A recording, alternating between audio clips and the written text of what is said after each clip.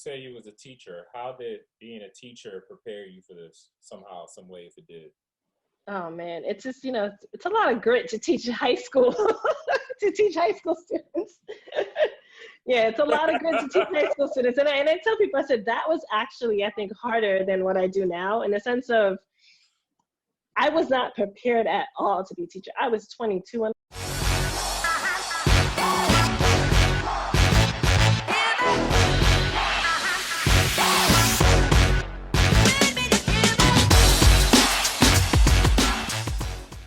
everyone there is there for like the same reason. Everyone's going through the same things. We're very open in how we were feeling. There was, a lot of times, walking around and seeing patients that were dying. I'm going there with my senior doctor. We're holding their hands. He's crying. I'm crying. So it's kind of like we saw a whole different side of each other, right? And we kind of showed up for each other.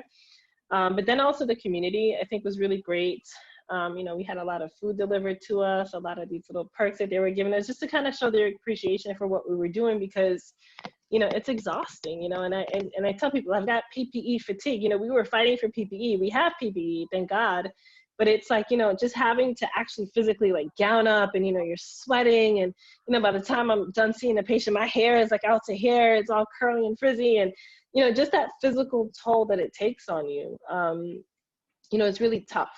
But again, it's a lot of solace knowing that there are other people who you can talk to and who are going through the same things and who are there sort of to support you when you need it.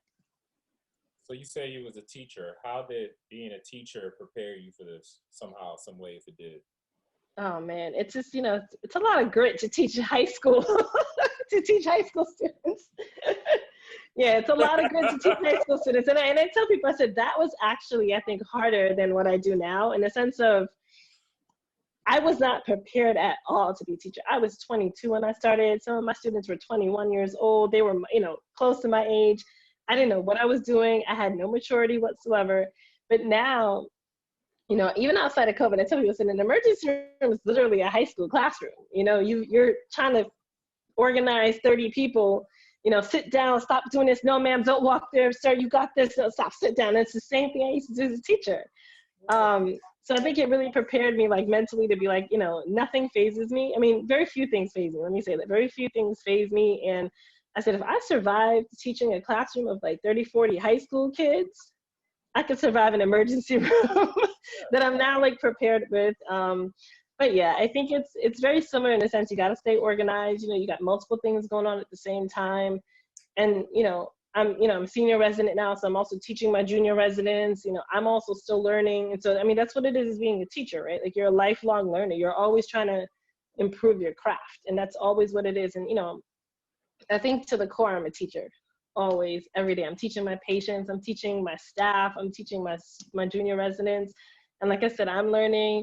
I'm teaching my senior doctor sometimes, especially when it comes to like cultural competency and things like that, So it definitely prepared me very well. And I'm very happy that I spent, that was my first career before this.